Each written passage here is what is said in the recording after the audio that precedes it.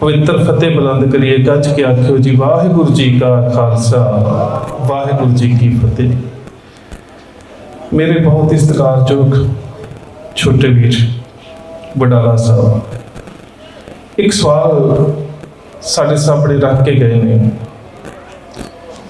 कि gurdwara down Marsh Sikh धर्म की विलक्षण आजाद ते न्यारी राजसी और धार्मिक हस्ती का प्रतीक निशान साहब पुट दिता गया। कदों पुटे जाते ने, क्यों पुटे जाते ने निशान साहब, कारण की हुंदे ने ते साडी जिम्मेवारी कित्थे है।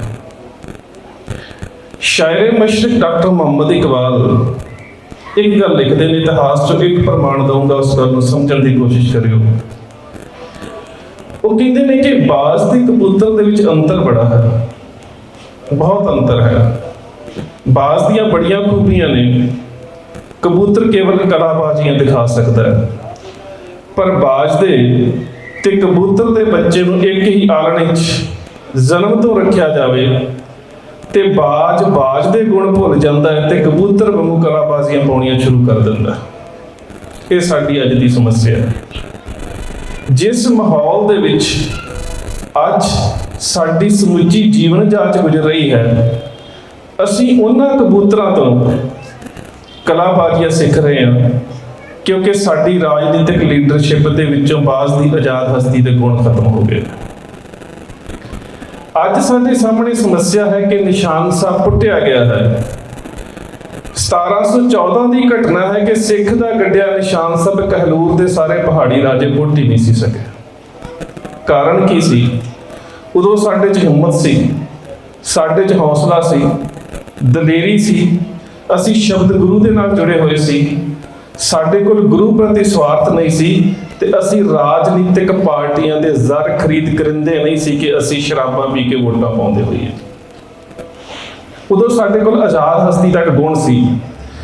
इतिहास दा एक बहुत वड्डा प्रमाण, जिस वेले मुखलिसगढ़ दा किला, जिस मुखलिसगढ़ के किले नूं बाबा बंदा सिंह बहादुर ने दोबारा तमीर करके जिहड़ा मुखलिस खान की याद दे विच बनिया होया सी, उसका नाम लोहगढ़ रखिया।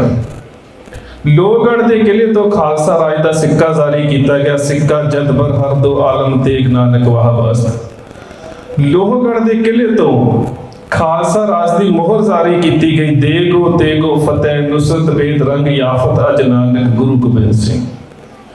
लोहगढ़ के किले तो खालसा राज का खुतबा पढ़िया गया। बाबा बंदा सिंह बहादुर दियां दो लिखतां, दो चिट्ठियां सानू मिलदियां ने साडे पुरातन स्रोतां दे रूप दे विच, एक जौनपुर दी संगत दे नाम, एक भाई रूपे किया दे नाम, दोहां दे शब्द थल्ले शब्द ने सम्मत नानक एक।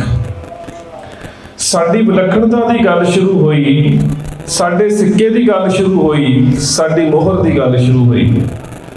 लोहगढ़ के किले नूं घेरा पाया गया। बड़े लंबे घेरे तो बाद कौम का सरनैल बाबा बंदा सिंह बहादुर एक युद्ध नीति के मुताबिक उस किले दे विचों फरार हो गया। अपनी पोशाक सरदार गुलाब सिंह मीर बख्शी नूं पा दित्ती। जदों फौज ने किले नूं फतेह किया, मुसलमानों की फौज ने ते गुलाब सिंह मीर बख्शी गिरफ्तार किया गया। उस समय जिहड़े अखबार आते दरबारे मौला के शब्द ने वो बड़े प्यारे ने। बंदा सिंह बहादुर का चले जाना ते गुलाब सिंह मीर बख्शी का फड़े जाना। वो शब्द जिहड़ी सरकारी रिपोर्ट उस वेले भेजी गई है बहादुर शाह नूं, उस रिपोर्ट की कोटेशन है, बाज उड़ गया कबूतर फड़िया गया। बाबा बंदा सिंह बहादुर के बारे शब्द, बाज उड़ गया। बाबा बंदा सिंह बहादुर उस इलाके दे विचों हुंदा होया कहलूर पहुंचे, पहाड़ी राजे जिथे सी। यही 22 धारे दे राजे जिहड़े कलगीधर पातशाह गुरु गोबिंद सिंह महाराज दे उपर हमलावर होके आउंदे रहे ने। उन्हां राजियां दा इकट्ठ बड़ा सी। बाबा बंदा सिंह बहादुर नूं सारे पासे तो घेरा पा लिया, पर मन दे विच इक डर जरूर सी कि बाबा बंदा सिंह बहादुर दे नाल लड़ना साडे वस दी गल नहीं। उस वेले पहाड़ी राजियां दा एक बड़ा शातिर बुद्धि वजीर ये सलाह दिंदा है कि बंदा सिंह बहादुर की जित और हार दवंद युद्ध दे विच तय की जाए कि कल्ला बंदा कल्ले नाल लड़े। बाबा बंदा सिंह बहादुर दे कोल ये पेशकश गई। तुसीं वेख्या होवेगा ਜਿਸ ਤਰ੍ਹਾਂ ਪੰਜਾਬ ਦੇ ਵਿੱਚ ਛਿੰਝਾਂ ਦਾ ਰਿਵਾਜ ਹੈ, ਇਹ ਰਿਵਾਜ ਹਿਮਾਚਲ ਪ੍ਰਦੇਸ਼ ਦੇ ਵਿੱਚ ਵੀ ਬਹੁਤ ਹੈ। ਪੰਜਾਬ ਦੇ ਜਿਹੜੇ ਭਲਵਾਨ ਨੇ ਉਹ ਹਿਮਾਚਲ ਪ੍ਰਦੇਸ਼ 'ਚ ਜਾ ਕੇ ਘੁਲਦੇ ਰਹੇ ਨੇ, ਉੱਥੇ ਵੀ ਇਹ ਰਿਵਾਜ ਸੀ। ਉਸ ਸਮੇਂ ਉਹ ਵਜ਼ੀਰ ਕਹਿੰਦਾ ਹੈ ਬੰਦਾ ਸਿੰਘ, ਜਿੱਤ ਹਾਰ ਦਾ ਫੈਸਲਾ ਜੇਕਰ ਅਸੀਂ ਦੋ ਸਿਪਾਹ ਸਲਾਰਾਂ ਦੇ ਉੱਪਰ ਕਰ ਦਈਏ, ਇੱਕ ਯੋਧਾ ਤੇਰਾ ਹੋਵੇ, ਇੱਕ ਯੋਧਾ ਸਾਡਾ ਹੋਵੇ, ਆਪਸ ਦੇ ਵਿੱਚ ਲੜ ਲੈਣ, ਜਿਹੜਾ ਇੱਕ ਦੂਜੇ ਨੂੰ ਜਿੱਤ ਲਵੇ, ਪਰਾਸਤ ਕਰ ਦੇਵੇ, ਜਿਹੜਾ ਜੇਤੂ ਰਹਿ ਜਾਵੇ, ਅਸੀਂ ਉਹਦੀ ਗੱਲ ਨੂੰ ਮੰਨ ਲਵਾਂਗੇ।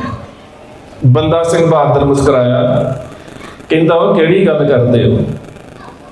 ਕੇਸ ਯੁੱਧ ਦੀ ਗੱਲ ਕਰਦੇ ਹੋ, ਇੱਕ ਦੇ ਸਾਹਮਣੇ ਇੱਕ।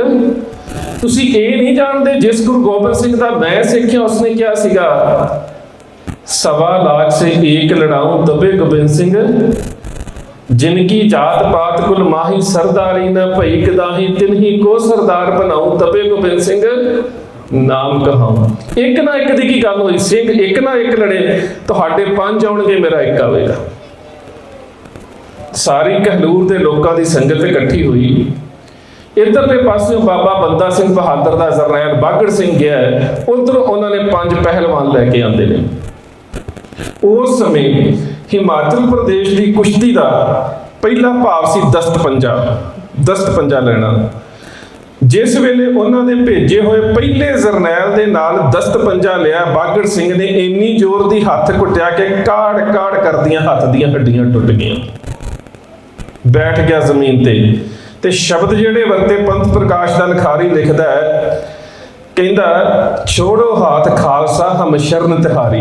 ओ खालसा मेरा हाथ छड़ दे, रब दा वास्ता, मैं तेरे नाल नहीं लड़ सकदा, रब दा वास्ता ही मेरा हाथ छड़ दे, मैं तेरी शरण च आ गया।